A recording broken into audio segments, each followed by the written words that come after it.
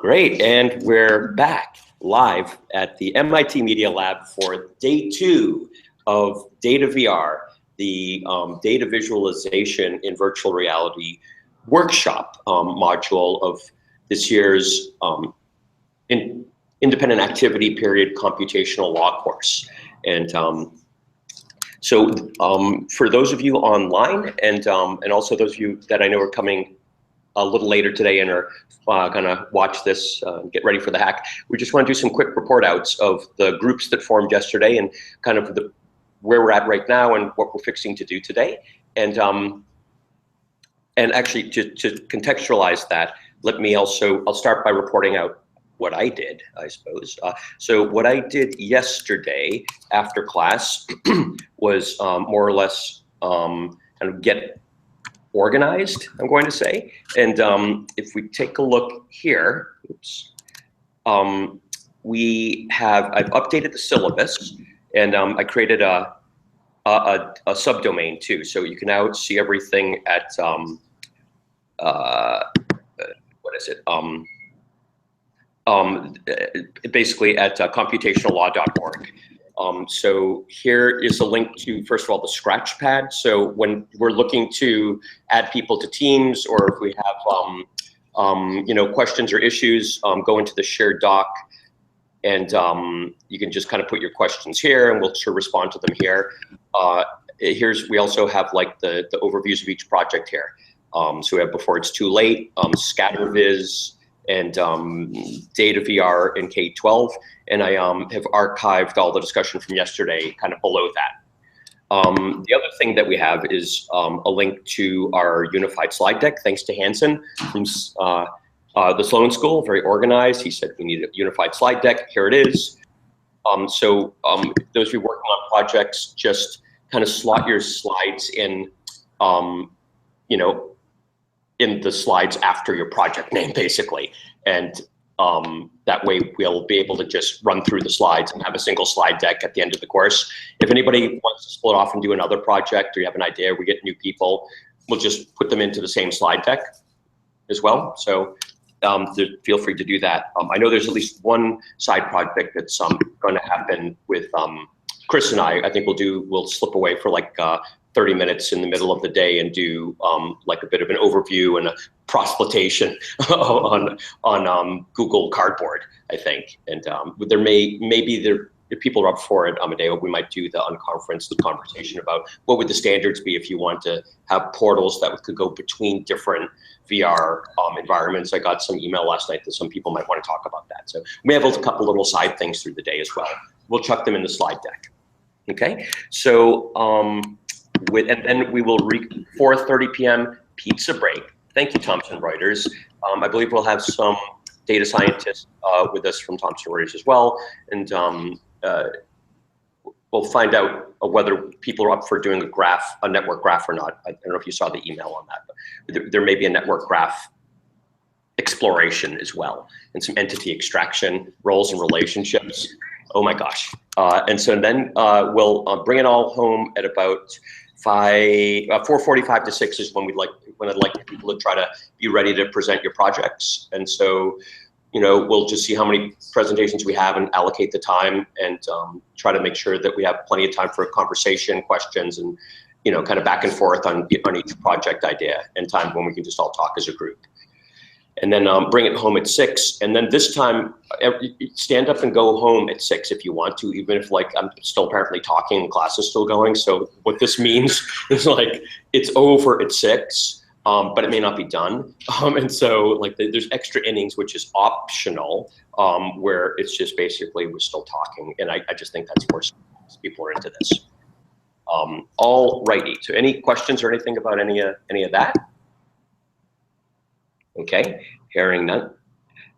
That's the soothing sounds of Stephanie clicking in the background. I'm sorry. I like it. That means, to me, that is basically another way of saying it's time to hack. So, speaking of which, why don't we get started? Jen and Rick, do you mind kind of coming up? If you come here, then we can sort of see you. All right. So first up is Before It's Too Late, our like kind of anchor team of Sloan students. So let's find out what's happened. Here you go. Just anywhere like in view. Okay. Anywhere in view. Yeah. We are in view. So yesterday, sorry about my messy writing here. Yesterday we couldn't integrate the GIS data into Symmetry yet because it came in large blocks of essentially headerless data. And so we couldn't put it in the right format to bring it in. So we played with that for quite a bit and realized that we have some more work to do to convert GIS data to make it usable. And that's sort of out there. So we then moved on to talk about using VR to communicate economic and risk implications from climate events. So can we just try showing, here's rain data in Florida, and here is concomitant changes in economics, or here is data from the insurance industry on the loss risk for that area. So if you wipe out so many blocks of buildings as the water rises, that could cost this much. And and then the big question of the day is, how do we infer an emotional impact of data in VR? Because I think that's sort of the essential question. Can we do that still? And I think we all agree that just not quite sure how yet. And in terms of the broader scope of our project. Yeah, exactly. And maybe introduce yourself. Sure. I'm Jen Ballin, one of the 3 co-founders of a nonprofit company called Before It's Too Late. We are striving to communicate the climate change message through virtual reality, showing solutions, simulations, and challenges, piloting in Southern Florida with sea level rise. And that's the data we're working with in this class. And some of our objectives for this class and broader is the data that we have, the sea level rise data, more impactful shown in virtual reality? And is it evoking more of an emotional response in the virtual reality? And also, is the information, is the knowledge being communicated more efficiently and meaningfully in the virtual reality? Because we want to prove that virtual reality does provide an incremental value, because there are other ways to communicate climate change data. We've already identified through yesterday some gaps in the data that we have, and that's the risk and economic data that we'll need to go back to Southern Florida and gather from them. That's beyond the scope of this 2 days. Cool. And if people wanted to get involved with your project just in general going forward, how can they find out more? Absolutely. So we have a website. Is there somewhere I could post it? Or Okay, I can post the website and Twitter. VRbeforeitstoolate.org, I believe, but great. Yeah. Awesome. Okay, thanks. And do you need anything today? Actually, just if you want to do a quick shout out, because some people may have something for you. Well, actually, you know what? If anybody has access to economic or liability or risk data from the insurance industry, maybe there's trade data. I don't know. Okay. Where we're looking for things that might be stopped or changed when you remove a section of a town. Great. Awesome. Thank you. Thanks. Before it's too late. Fantastic. So let's go to ScatterViz. ScatterViz, sure. Ellie, would you come help me talk to the data? Next up, ScatterViz. Hi, we are playing with a WebVR A-frame application called ScatterViz, and we are trying to show and make interactive census data from the city of Cambridge, from a slice of the census in 2007. And currently, we started with an existing scatter plot of iris flowers and their evolutionary differences, and we're using those dimensional axes to represent data about population and gender and educational level. So we have some feeling that there are going to be illuminating correlations between this data, which would be hard to graph or hard to perceive in 2D. And our hope is that by allowing you to turn the data interactively and enter into it and exit back out of it again, that we'll illuminate relationships which are not immediately visible. And so we spent yesterday getting used to using the tool set, and that includes both JavaScript and the A-frame environment, plotting things in 3D. We moved the tool set to NeoCities, which is a thing that a lot of people are using for A-Frame because it's very easy to use and it allows people to collaborate on the code side as well as sharing resources. And we spent a lot of time massaging the data set from the city of Cambridge into a format that this tool chain could read and present. And Ellie can talk about that. Oh yeah, so I'm Ellie Dibbler, a law librarian at Northeastern, and in our team have been looking into the data in depth, so it can be in a format numerically that can be plugged into the scatter plot E-frame, and we'll see how it goes. Could you say one thing about what the parameters are that that are suitable for basically refactoring the data into VR? You had like 2 or 3 things. You said numerical. Oh yeah, we particularly for this visualization, we wanted numerical data, except we could take one categorical variable, like male, female, for instance. And right now we want to limit it to maybe 150 to 200 observations, just because we definitely want to keep it where it could run on a cell phone. On a cell phone, yeah. Good. Thank you. Anything you need today? If people want to kind of pop in, or if they're available online, maybe they'll shout out for need a plate of shrimp, like a new processor, or I don't know, like a technical issue. Are we looking for a JavaScript developer?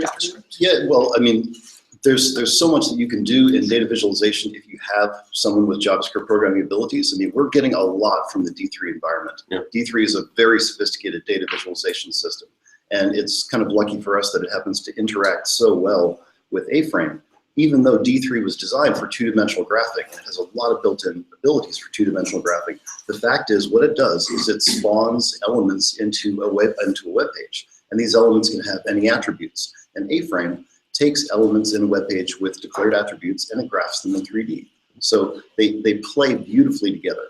And I mean, I regret that we don't have enough more time than we have to play with the possibilities. So just focus for one moment on the obstacles. So like if there's someone that popped in to assist you, it would be hacking what? Like I remember going through a workflow with Rick's son, who's a student here, basically from CSV through D3 and then into A-Frame. And there was a few transformations and like some wiring that was somewhat complex. Where are the obstacles or like the problem points that you would need someone to focus on if someone could help you hack? I think we're close to having the basic path working. That is to say, CSV into 3D, and all the way through the A-Frame toolchain. However, once you can see more opportunities for improvement present themselves, you say, okay, this is great now that it works. But what we'd really love is to be able to page through different years in the data, or we'd like to be able to resort based on this column instead of this column. And at that point you say, okay, this is great, but we need somebody to come in here and create tooling to make the system more dynamic so that we can use the data we have in new and exciting ways. Beautiful. That's perfect. Okay, so ScatterViz. ScatterViz. All right. Thanks, guys. And Kathy. Thanks. And so, Stephanie, this is the time when you come off of mute, and let's hear more about it's education in K through 12 team, I think. And would you? Great. Take it away. I'll just be on standby because I'm like the third cousin helper on the team. Okay. Stephanie, shall I start? Yeah, sure. Great. I'm Kathy Trigolo. I'm part of a small web VR consultancy called Facility. And we are working on envisioning using data sets in the classroom in K-12 environments. What makes for a compelling experience for a student? How can that be designed and delivered using A-Frame, D3, and publicly available data? So what we have at this point is a data set from NOAA that's publicly available. It's working with lake temperature, dissolved oxygen, and fluorescence over a series of months, which is it's actually already part of some educator resources that NOAA has offered. And so it's very relevant. We can see how we can extend this kind of an experience in an immersive way that kids have already been, working with in a 2-dimensional way with maybe, just spreadsheets in Excel or something like that. We've had a little bit of success since yesterday, pulling in the data using D3 in a basic way But today, I think what I'd like to do is really think about the design experience, the user experience, because with students, you need to have that very carefully thought out, because you can lose a student immediately if they get into the environment and it's either turning them off or it's not compelling in some way, or there's not enough to hold their interest and for them to interact with, even if it's a simple kind of an interaction. So those are the kinds of questions we'll be thinking about today. The data, I think, is pretty straightforward. It's more about designing the experience in my mind. Stephanie, I'll hand it off to you. Oh, sure. Hi, my name is Stephanie Mendoza. I'm an artist with the Portland Immersive Media Group and a facilitator here at the Portland PDX Hackerspace VR Lab.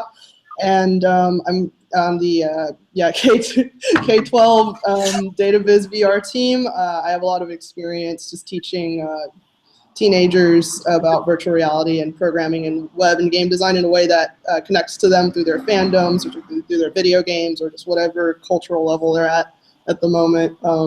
Things shift. But I've in the past had a lot of I've had a lot of success teaching these things. It's surprisingly easy to get them involved in this as opposed to like handing them a workbook and saying like draw this dot up at the level that like intersects between like the X and Y axis, and they're not too savvy on that. They'd rather be in the world with their like data that they don't even really recognize as data. It's now just another entity that inhabits the space along with them. And I've seen how strong those connections become, and I'm like just genuinely excited to push these projects way further to the point where it's not just the fandoms, but it's like the actual science. And then just the world that they wish to create in order to experience it. Yeah. That's good stuff. And I remember I sat in with the team a little bit. I was struck yesterday when Stephanie showed us some of the stuff that the kids had been working on in workshops and kind of learning environments. And it's really fun and inspirational. Clearly there's a spark here. So actually, it's funny you were saying they maybe top out on a Cartesian plane and X and Y, but like in terms of curriculum, like it's X, Y, Z, and T now. So I mean, really, like you're doing it. But I think that like this is educationally very sound. And we have in the room another person from Symmetry too, who told me about Charity, who told me about a hackathon happening in the Boston area over Earth Day weekend, specifically for education with the Brookline Public Schools. So I hope this will be able to kind of keep the spark alive and come up with great things in this project that maybe we could keep hacking on, possibly on the Tuesday Hack Night or another forum, and have something good to kind of carry with momentum into this hackathon with teachers and civic hackers and people in the community. But in any event, it's a great project. So is there anything that you all need today? Any shout outs? It's not required, but if there is, let's hear it. Stephanie, do you have any? I would shout out to a friend of mine who, my friend Amber Case, who's going through a little bit of a rough time right now, and my heart goes out to her. And yeah, I wouldn't be here without you, man. So yeah, yep. We're thinking of you, Amber. Okay, well, so great. So is there anything else? Yeah, I was just just in terms of graphic design and user experience, if there's anyone who's thinking about that in terms of using that with students and sort of the level of abstraction that would be appropriate for either middle to high school level students, and how various things you can do in A-frame are achievable or understandable for students. That kind of perspective would be very welcome today. Okay, great. Yeah, so the experience and almost the UX for pedagogy that will work for this age group in this context of education. Right. And the artistic aspects. Yeah, actually. Yeah, so I'm actually really excited that Charity's here today. Yeah, I was going to say the Symmetry team. But everybody, yes, if anyone has ideas about that, like bring them. And thank you. But how do we bring them, Daz? How do we contribute? How can we hack? Like this. So like linked to from the class website is the scratch pad. If you've applied to be in the class, I've just authorized you to be in this document. And so you can just basically write your write your notes right in here, and or you can put it down next to the team project. So for that last one, you kind of scroll down until you saw, here we go, DataViz, and you can kind of just add it right here. And so I'll be monitoring that through the day for folks online, or if we break into other rooms and so forth. So let's just keep this as a running shared log, I would say. And if anything's urgent, by the way, as we're going through the class, just put it at the top. So for example, we'll be starting about 2:20. I felt that was urgent at about 2:15. So I put it at the very top. And you might be wondering, yeah, but how do we put it at the top if this thing's all up in there? Well, you kind of just right click and insert a row above and presto changeo. That could be your space right there if you have something important to say. So with that, we'll be reconvening at about 4:45 to get report outs from all of the groups and plenty of time for discussion. Let me just ask is there anybody out there online that's participating and who's watching the live cast? So we have quite a few people in the doc. This would be the time to chuck something in the shared doc. And if you're wondering about how to get to that, it's linked to from our syllabus here. So you kind of scroll into the syllabus, you've got this slides, kind of scroll down a bit, and you've got live scratchpad right here. Also, here's a link to the Hangouts. You kind of click the live scratchpad and da-da, you get right in there. So let's see, is anybody writing anything? Okay, going once, going twice, seeing nothing. We'll go offline now and go live again at 4:45 p.m. Eastern time. And Stephanie, we're gonna, Kathy and I will invite you to like a small group hangout that's not like being broadcast to the world, where we can roll up our sleeves and get this thing done, all right? Good. I went back on mute so I could, yeah, but we're good. Awesome. Great, thanks again. Happy hacking. See you at the end of the day.